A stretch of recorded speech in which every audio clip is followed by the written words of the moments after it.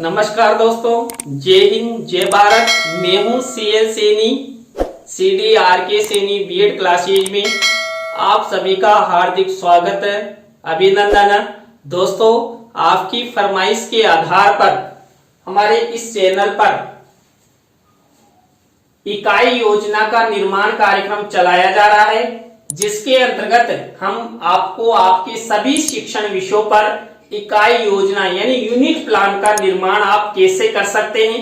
क्योंकि हमें full lesson plan बनाना तो जानते हैं, लेकिन यूनिट प्लान कैसे बनाते हैं, क्योंकि यहाँ पर फुल लेसन प्लान का शॉर्ट रूप होता है और फुल लेसन प्लान शॉर्ट रूप में पूरे सोपानों का प्रयोग करते हुए यहाँ पर समायोजित भी होना चाहिए। इसलिए कई प्रकार की दिक्कतें आती है, लेकिन वो दिक्कत अब आपको बिल्कुल नहीं आएगी, क्योंकि आपकी फरमाइश के आधार पर हमारे द्वारा ये यूनिट प्लान बनाना आपको बताया जा रहा है। दोस्तों, आज की लाइव क्लास के अंतर्गत हम हिंदी पद्य इकाई योजना क्रमांक 1 के अंतर्गत छाया मत छूना इस कविता को लेकर आपको यूनिट प्लान बनाना बताएंगे।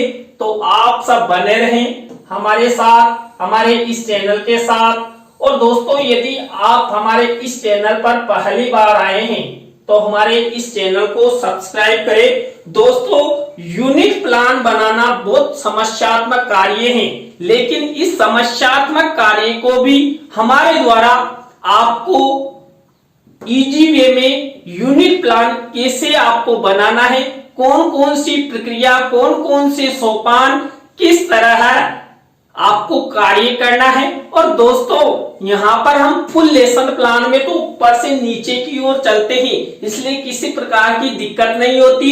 खूब सारे कॉलम और जगह अपने पास होती है, लेकिन यूनिट प्लान में अपने पास जगह भी कम होती है और हमें दाएं से बाएं की ओर चलते हैं। तो दोस्तों, ये जो यूनिट प्लान में आपको दिखाने जा रहा हूं, छाया मत छूना, जो कवि गिरजा कुमार माथुर द्वारा रचित है, ये आपको थोड़ा सा दिखाई कम दे रहा होगा, क्योंकि फॉन्ट 11 का ये मैटर अधिक होने से यहां पर मुझे 11 का ही फॉन्ट लेना पड़ा। लेकिन मैं इसको जूम करके भी आपको दिखा दूंगा, जो आपको फुल लेसन प्लान की तरह दिखेगा। तो दोस्तों, पहले हम समझते हैं, उसके बाद आपको जूम करके दिखाएंगे। तो यहाँ पर वही हम पद्य इकाई योजना का निर्माण करते हैं, तो फुल लेसन प्लान की तरह वही शाम पट पूर्ति जैसा कार्य करते हैं और इस तरह का मैटर आपको ऊपर लिख देना है। इसके बाद देखिए दोस्तों, हमारा ये मुख्य लेसन प्लान चलता है। इसके अंतर्गत दोस्तों, आपने फुल लेसन प्लान तो देखा है, आपने पहले बनाया भी है, लेकिन वहां ऊपर से नीचे की ओर चलते थे, लेकिन यहाँ पर सोपान इधर से इधर की ओर चलेंगे। तो देखिए, यहाँ पर पहला सोपान, दूसरा, थर्ड, फोर्थ, फिफ्थ, इस तरह 10 सोपान बनाए गए हैं। तो यहाँ पर देखिए, हम एक एक सोपान, एक एक चरण के बारे में आपको बताते हैं और किस तरह आप शॉर्ट रूप में यूनिट प्लान बना सकते हैं। दोस्तों, तो यहाँ पर पहला बिंदु देखिए, पहला कॉलम है विषय वस्तु विश्लेषण। अब विषय वस्तु विश्लेषण से तात्पर्य हम यहाँ पर जिस यूनिट की यूनिट प्लान बनाने जा रहे हैं उसकी विषय वस्तु। तो यहाँ पर दोस्तों, हमें कवि गिरजा कुमार माथुर द्वारा रचित छाया मत छूना इस कविता की विषय वस्तु यानी पंक्तियां लेंगे। आपको विषय वस्तु नहीं लेनी है, केवल लिख देना और इस तरह का मिनीचर बना देना। दोस्तों, मैंने भी मिनीचर ही बनाया है। तो हमारा ये पहला कॉलम हो गया। दूसरा कॉलम देखिए, उद्देश्य अपेक्षित व्यवहारगत परिवर्तन। दोस्तों, हम फुल लेसन प्लान में क्या करते थे, उद्देश्य, विशिष्टीकरण और अपेक्षित व्यवहारगत परिवर्तन बनाते थे, जिसके अंतर्गत हम 1 से 2 विशिष्टीकरण और 2 से 3 अपेक्षित व्यवहारगत परिवर्तन बनाते थे। लेकिन यहाँ पर ऐसा नहीं करना है, आपको शॉर्ट रूप अपनाना है। तो दोस्तों, यहाँ पर देखिए, जो हमारा पहला उद्देश्य होता है ज्ञानात्मक, तो ज्ञानात्मक से रिलेटेड वहां जितना भी मैटर लिखा उसका केवल एक बिंदु यहां पर बना दिया गया। तो देखिए, मैंने ये एक बिंदु में ही ये पूरा विशिष्टीकरण और अपेक्षित व्यवहारगत परिवर्तन बना दिया है। इसी तरह जो दूसरा नंबर का उद्देश्य है अर्थ ग्रहणात्मक, पद्य पाठ योजना में अर्थ ग्रहणात्मक उद्देश्य चलता था ना, तो यहाँ पर ये एक बिंदु बना दिया। इसी तरह अभिव्यक्त्यात्मक उद्देश्य से रिलेटेड ये एक बिंदु बना दिया।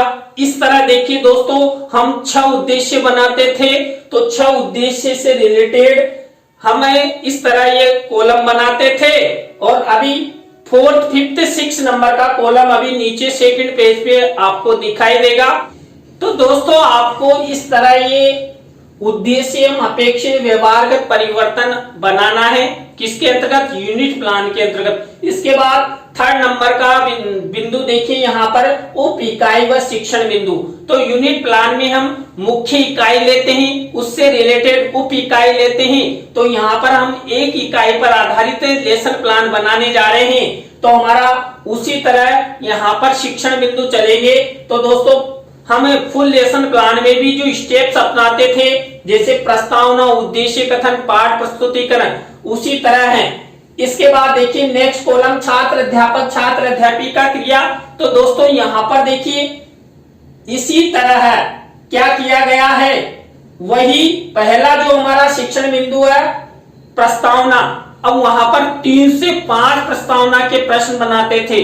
और यहाँ पर यूनिट प्लान में क्या करना है, न्यूनतम 3 प्रश्न बना देते हैं। तो देखिए पहला, दूसरा और 3rd, इस तरह 3 मैंने क्या किया, प्रस्तावना के प्रश्न बना दिए। वही तारतम्य वाला सिस्टम पूरा फुल लेसन प्लान की तरह रहेगा। और यहाँ पर ये इनके उत्तर लिख दिए। इसके बाद ये उद्देश्य कथन से रिलेटेड लैंग्वेज लिख दी। इसके बाद पाठ प्रस्तुतिकरण से रिलेटेड ये मैंने लैंग्वेज लिख दी। अब इसके बाद देखिए यहाँ पर आपको ये पाठ प्रस्तुतिकरण दिखाई दे रहा। पाठ प्रस्तुतिकरण के बाद आप देखिए नेक्स्ट स्टेप यहाँ पर इस तरह वही आ जाएगी। इधर के कॉलम में आपको फिर समझाता हूं थोड़ा सा, जिससे आपकी अच्छी तरह समझ में आ जाएगा। मैं ये चाहता हूं कि आपको फुल लेसन प्लान की तरह ही बताया जाए, जिससे आपको ये यूनिट प्लान जल्दी समझ में आए। तो देखिए मैंने 3 उद्देश्य आपको बता दिए थे। तो ये 4th, ये 5th और ये 6th नंबर का उद्देश्य हुआ। और वही देखिए मैंने केवल एक बिंदु बनाए हैं, सब हटा दिए, क्योंकि यहाँ पर यूनिट प्लान में हम शॉर्ट रूप अपनाते हैं दोस्तों। तो इसके बाद देखिए वही हमारा शिक्षण बिंदु वाला कॉलम आ गया। तो सस्वर आदर्श वाचन, सस्वर अनुकरण वाचन, अशुद्धि संशोधन, शब्दार्थ सरलीकरण और पुनः सस्वर वाचन और संभावी पद्य। दोस्तों देखिए संभावी पद्य तक का यहाँ तक स्टेप फिर आगे दिखाई देंगे थोड़ा सा, क्योंकि मेरे भी यहाँ पर फॉन्ट छोटा लिया और मैटर अधिक होने से ये एक पेज पर नहीं आया, इसलिए आप थोड़ा सा धैर्य बनाए रखें। ये मैं पूरा दिखाने की कोशिश करता हूं। तो इस तरह देखिए फिर आपको ऊपर के नंबर दिखाई नहीं देंगे, तो अभी मैं दिखा दूंगा। तो यहां पर देखिए जो ये हमारा 3rd नंबर का शिक्षण बिंदु से रिलेटेड कॉलम हो गया। इसके बाद ये छात्र अध्यापक छात्र अध्यापिका कथन से रिलेटेड 4th नंबर का कॉलम हो गया, जिसके अंतर्गत हम फुल लेसन प्लान में क्या करते थे, यहाँ पर जैसे शिक्षण बिंदु सस्वर आदर्श वाचन लिख दिया तो इससे संबंधित लैंग्वेज लिख देते थे। इसके बाद देखिए सस्वर अनुकरण वाचन, ये देखिए छात्र अध्यापक छात्र अध्यापिका क्रिया से रिलेटेड यहाँ पर ये लैंग्वेज है, और ये छात्र छात्रा क्रिया से रिलेटेड है। ये नंबरिंग ध्यान रखना, उसके ऊपर जो एक बार लिख दिया उसके हिसाब से चल रहा है।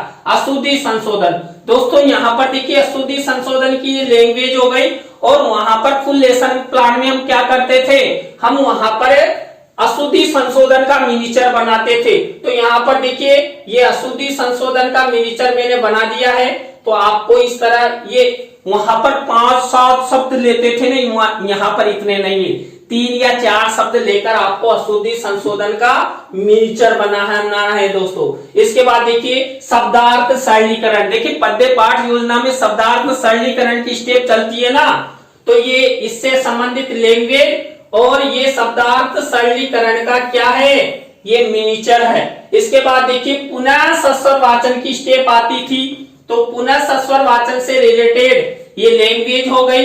इसके बाद देखिए दोस्तों संभावी पद्य, तो देखिए दोस्तों संभावी पद्य से रिलेटेड हमने वही लैंग्वेज लिखी और क्या किया, संभावी पद्य का मिनिएचर लिख दिया। संभावी कविता और भावार्थ लिखते थे ना फुल लेसन प्लान में, यहाँ पर शॉर्ट रूप में केवल मिनिएचर लगा के छोड़ देते हैं कि इसमें हम क्या करेंगे कि इसमें हमें संभावी कविता और उसका भावार्थ लिखेंगे दोस्तों। अब यहाँ पर नेक्स्ट स्टेप देखिए दोस्तों, मैंने आपको यहाँ तक समझा दिया था। अब यहाँ पर देखिए दोस्तों नेक्स्ट आ रही है श्यामपट्ट कार्य। तो दोस्तों यहाँ पर श्यामपट्ट कार्य के अंतर्गत आप देखिए श्यामपट्ट कार्य और पद्य का भावार्थ। तो देखिए यहाँ पर सबसे पहला काम किया है, छात्र अध्यापक छात्र अध्यापिका क्या करेगी, छात्र छात्राओं को पद्य का भावार्थ बताएगी। तो भावार्थ से रिलेटेड ये मिनिएचर लगा दिया है और श्यामपट्ट कार्य से रिलेटेड अशुद्धि संशोधन और शब्दार्थ सरलीकरण का मिनिएचर मैंने नीचे लगा दिया है। इसके बाद देखिए मूल्यांकन कार्य। दोस्तों यहाँ पर भी हम क्या करते थे, जो भावानुभूति प्रश्न, सौंदर्यानुभूति प्रश्न और मूल्यांकन कार्य वाले जो प्रश्न पूछते थे उनके कुछ प्रश्न लेकर यहाँ पर लिख देंगे। तो देखिए 1 2 3 4 इतने से ही प्रश्न आपको यहाँ लिखना है। इसके बाद देखिए शिक्षण सहायक सामग्री का कॉलम। तो दोस्तों वहाँ फुल लेसन प्लान में हम सामान्य और विशिष्ट जो शिक्षण सहायक सामग्री बनाते थे वो आपको यहाँ पर लिख देनी है। तो देखिए ये लिख दिया है। और छाया मत छूना, इससे रिलेटेड कोई चित्र आप यहाँ पर लगा सकते हैं। इसके बाद देखिए गृह कार्य का 9वां कॉलम। तो इस तरह देखिए गृह कार्य का भी प्रश्न फुल लेसन प्लान में क्या करते थे, वही ब्लैक शीट का निर्माण करके इस तरह बना देते थे। तो दोस्तों आपको ये यूनिट प्लान के अंतर्गत इस तरह की लैंग्वेज बनानी है। अब देखिए मैं आपको जूम करके दिखाता हूं इसको और आप स्क्रीनशॉट ले लेना, जिससे आप इसे अच्छे से अपने अपने जो यूनिट प्लान की डायरी है इसमें बना सके। तो देखिए मैं 5 कॉलम का आपको जूम करके दिखा रहा हूं। तो देखिए यहाँ पर इस तरह ये लैंग्वेज लिखी हुई है, क्योंकि वहां पर 11 का फॉन्ट था इसलिए आपको स्पष्ट दिखाई नहीं दे रहा था। अब यह आपको स्पष्ट रूप से दिखाई देगा। तो इस तरह शुरू के जो 5 कॉलम है उसके बारे में यह आपको स्क्रीनशॉट आप ले सकते हैं। ये देखिए पूरा फुल लेसन प्लान है और इतना अच्छा यूनिट प्लान है। दोस्तों यदि आपको हमारा ये यूनिट प्लान अच्छा लग रहा हो तो लाइक कर देना, कमेंट्स कर देना और शेयर जरूर कर देना। और दोस्तों आपको हमारा ये यूनिट प्लान और अधिक अच्छा लग रहा हो तो आप हमारे इस व्हाट्सएप नंबर पर क्या करना, 1 किलो बादाम जरूर भेजना। और देखिए ओरिजिनल बादाम भेजने की आवश्यकता नहीं है, ओरिजिनल बादाम हम नहीं खाते हैं, हम केवल फोटो ही देखकर मन भर लेते हैं। इसलिए आप 1 किलो बादाम की फोटो जरूर भेजे। तो देखिए यहाँ पर 6 से 13 नंबर तक के कॉलम का आप स्क्रीनशॉट ले लीजिए। तो इस तरह देखिए ये मिनिएचर ये सब। दोस्तों इस लेसन प्लान को टाइप करने में बहुत मेहनत हुई है और उस मेहनत को आपको मेरे को दिखाना है, आपको मुझे फुल सपोर्ट करना है और जरूर आप बादाम का चित्र हमें भेजेंगे। तो दोस्तों इस तरह ये लेसन प्लान हो गया। तो दोस्तों आज की लाइव क्लास के अंतर्गत हमने हिंदी पद्य पाठ योजना पर यूनिट प्लान बनाना आपको दिखाया। तो आज का यूनिट प्लान आपको कैसा लगा कमेंट्स में हमें जरूर बताएं। अच्छा लगा हो तो लाइक करें, कमेंट्स करें और शेयर जरूर करें। दोस्तों इसी तरह नए यूनिट प्लान के साथ हम आपसे फिर मिलेंगे CDRK सैनी BEd क्लासेज पर। जय हिंद, जय भारत, राम राम साहब।